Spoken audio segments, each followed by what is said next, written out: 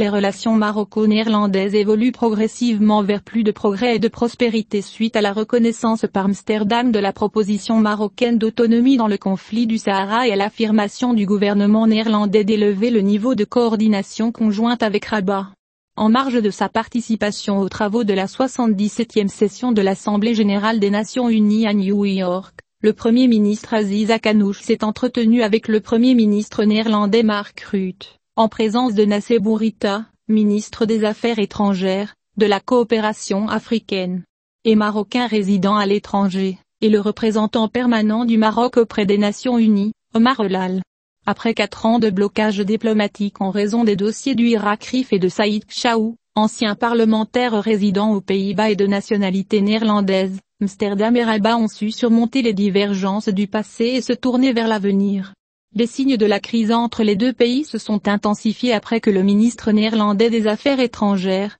Steve Blok, a soumis un rapport officiel au Parlement de son pays à La Haye sur les répercussions des manifestations d'Al-Hoceima et les arrestations d'un certain nombre de militants du mouvement. En plus d'eux se trouvent les détenus du groupe Nassez et Safi. Parmi les raisons de cette tension diplomatique figure également la question de la demande d'extradition de Saïd Chaou, que les autorités marocaines accusent de jouer un rôle clé dans les réseaux internationaux de trafic de drogue, en plus du dossier du mouvement du Rif, que les parlementaires néerlandais adoptent explicitement. C'est ce qui inquiète les autorités marocaines. Les Pays-Bas avaient annoncé que l'initiative d'autonomie, présentée par le Maroc en 2007, était une contribution sérieuse et crédible au processus politique parrainé par les Nations Unies pour trouver une solution à la question du Sahara. Nabil Al-Andalousi, président de la commission d'amitié maroco-néerlandaise à la Chambre des conseillers lors de la précédente mandature, a déclaré que les relations maroco-néerlandaises, après une période de tension et d'incompréhension, ont repris leur cours normal, d'autant plus que les deux pays ont une longue histoire de relations diplomatiques étroites.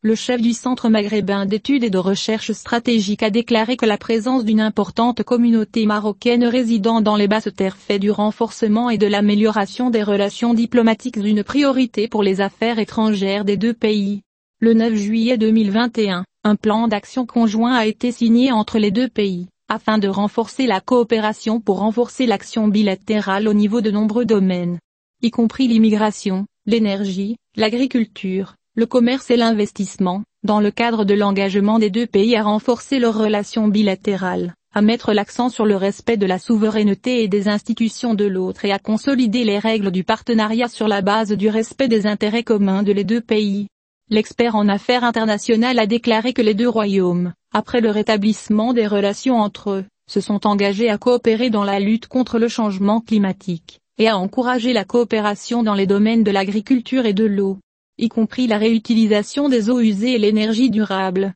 Dans le domaine de la migration, il a été convenu de renforcer la coopération dans ce domaine, à travers la création d'un comité mixte de coopération, qui est toujours défaillant et non activé et doit être téléchargé, activé et mis à jour. Il a également été convenu sur le plan culturel de renforcer la coopération universitaire entre les deux pays, notamment à travers la promotion de visites d'études mutuelles et de programmes d'enseignement. Cela doit également être activé et contrôlé au niveau étranger des deux pays. Il a souligné que le plan d'action conjoint pour renforcer la coopération bilatérale signé entre le Maroc et les Pays-Bas comprenait des initiatives et des mesures très importantes, à plus d'un niveau et domaine, mais il faut un suivi attentif par les affaires étrangères et les ambassades de deux pays pour l'audace et la bonté de télécharger d'une manière qui sert les intérêts des deux pays et des peuples marocains et néerlandais, afin que le plan ne se transforme pas en de simples engagements sur papier.